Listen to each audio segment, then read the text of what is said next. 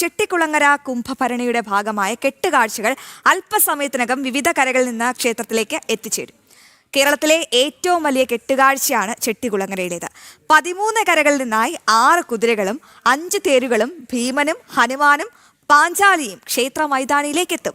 രാവിലെ കുത്തിയോട്ട വഴിപാടുകൾ ഭക്തർ ചെട്ടികുളങ്ങര അമ്മയ്ക്കായി സമർപ്പിച്ചു. വിവരങ്ങൾ നൽകാൻ സുധീഷ് ചേരുന്നുണ്ട്. സുധീഷ്, ഇന്ന് ഏറെ വളരെ പ്രത്യേകതകളുള്ള ഒരു ദിവസം കൂടിയാണ്. ഈ ചെട്ടികുളങ്ങര കുംഭഭരണിയുടെ ഭാഗമായ കെട്ടുകാഴ്ചകളൊക്കെ ഉടൻ തന്നെ പുറപ്പെടുമെന്ന് നമുക്ക് പ്രതീക്ഷിക്കാമോ? ഈ കെട്ടുകാഴ്ചകളിലൊക്കെ എന്തെല്ലാം വൈവിധ്യങ്ങളാകും ഉണ്ടാകുക? ഒപ്പം ഇന്ന് ഇതുമായി ബന്ധപ്പെട്ട മറ്റെന്തൊക്കെ ചടങ്ങുകൾക്കാണ് ഈ ക്ഷേത്രം സാക്ഷ്യം വഹിക്കുന്നത്? സുധീഷ്.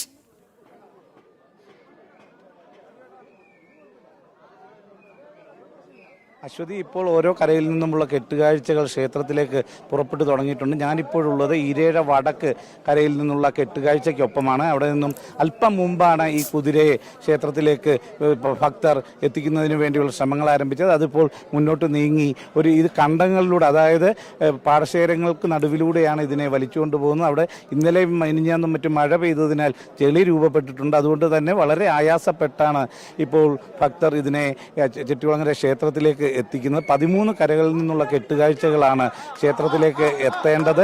ഇത് 3 മണിയോടെ പുറപ്പെട്ട് ഏതാണ്ട് രാത്രി 9 മണിയോടെ മാത്രമേ എല്ലാ കെട്ടുകാഴ്ചകളും അവിടേക്ക് എത്തുകയുള്ളൂ.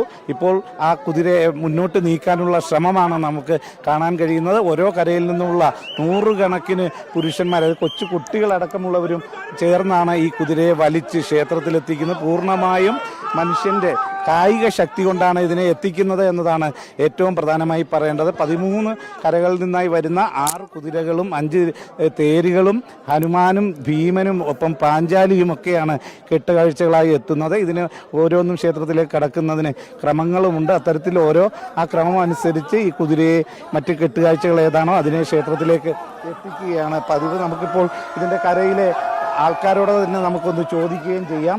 ഏത് രീതിയിലാണ്, എത്ര ആയാസകരമാണ്, അതിലുപരി എത്ര ആവേശമാണ് ഇത് നൽകുന്നത്? ചേട്ടാ, ഇപ്പോൾ എത്രത്തോളം ആവേശം പകരുന്നതാണ് നമ്മുടെ ഈ കെട്ടുകാഴ്ച ഓരോ വർഷവും കുംഭഭരണി ക്ഷേത്രത്തിലേക്ക് എത്തിക്കുന്നത്?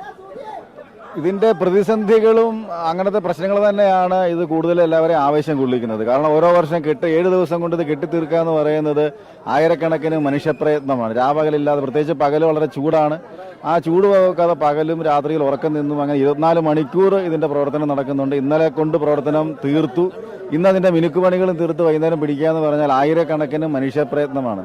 എത്രത്തോളം പ്രതിസന്ധി കൂടുന്നു അത്രത്തോളം മനുഷ്യൻ്റെ ആവേശവും അത് പൂർത്തീകരിക്കാനുള്ള ഒരു ആവേശം അത് വളരെ വലുതായിട്ട് വർദ്ധിക്കുകയാണ് ചെയ്യുന്നത്. മിനിഞ്ഞാന്ന് പെയ്ത മഴ നമ്മുടെ ആയാസം കൂട്ടിയിട്ടുണ്ടല്ലേ?